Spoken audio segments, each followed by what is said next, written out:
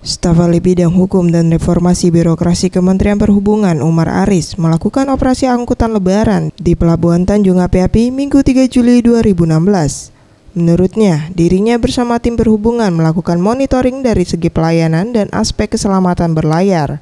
Sejauh ini dirinya menilai Pelabuhan Tanjung Api-Api masih relatif bagus. Namun ada beberapa faktor prasarana yang dapat ditingkatkan seperti dermaga, sehingga pelayanan bisa lebih cepat dan terhindar dari antrian panjang kendaraan. Ini nampaknya sudah relatif bagus sekali lagi kami katakan.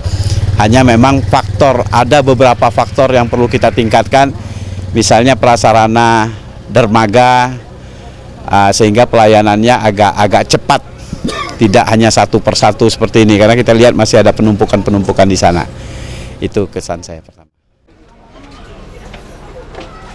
Mega Dwi Handayani, Safety Rizky, Sriwijaya TV.